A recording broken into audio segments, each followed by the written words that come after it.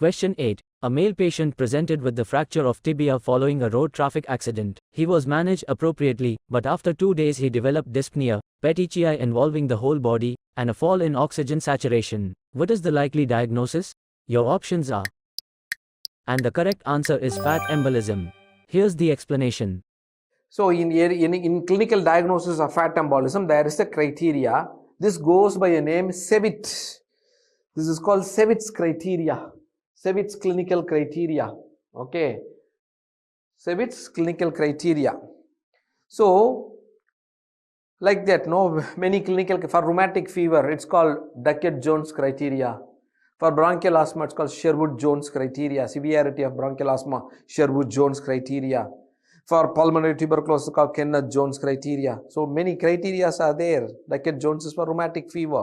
Okay, clinical criteria are there. Like, rheumatic fever, the major, minor. Major, it is, what is that? Polyarthralgia, polyarthritis, pancarditis, Sydenham's chorea, subcutaneous nodule, erythema marginatum, 5 major. In the minor, it's subdivided into clinical and lab. In clinical, it is fever, arthralgia, sore throat. In lab, it is, what is that? It is raised ESR, raised ASO titer, prolongation of PR interval, positive throat swab. So, this is clinical. So, 1 major, 2 minor, or 2 major.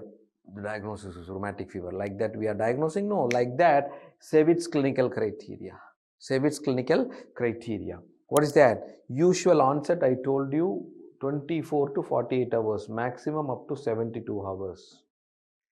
Tachycardia, more than 140 per minute. Tachypnea, patient should have cyanosis, pyrexia. And look at the last point. Lower conjunctival petechiae. Clinically, this is the most important thing. Petechial hemorrhage can happen anywhere in the body. It can happen in the axilla, it can happen in the chest, over the back, face, anywhere it can happen. But when it happens in the lower conjunctiva, it is pathognomonic of fat embolism.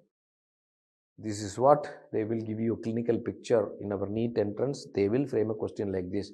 20-year-old Kalu met with a road traffic accident. 40 hours later, he developed severe dyspnea. On examination, the resident noted a petechial hemorrhage in the lower conjunctiva. Probable diagnosis, fat embolism. Okay, very simple. So, they say lower conjunctival hemorrhage is pathognomonic. Yes. Now, you should know what is GERD's criteria. 2 names you should remember, SEVIT, GERD.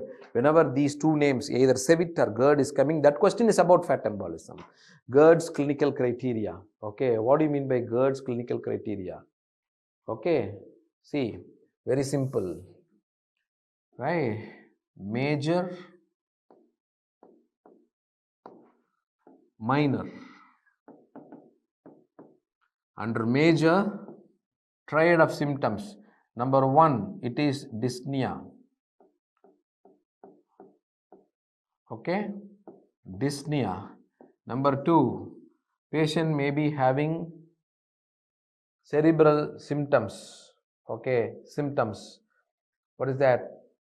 Cerebral confusion disproportionate to saturation. So, saturation, low, this cerebral confusion. Confusion. Number 3, rashes, especially lower conjunctiva.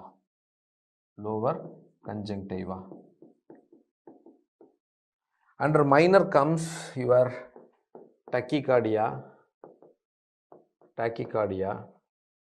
right? Here the cerebral confusion, here one more thing, saturation should be less than 60%, saturation, PaO2, saturation. So tachycardia, cyanosis, fat globules in the urine.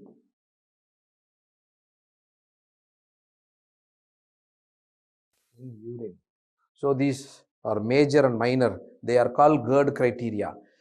You know GERD criteria and SEVIT almost the same. The thing you should not forget, patient will have basically the clinical feature is dyspnea, saturation less than 60, cerebral confusion, petechial rash, especially lower conjunctiva. Okay, when we remember, this is enough. So these are the clinical manifestations.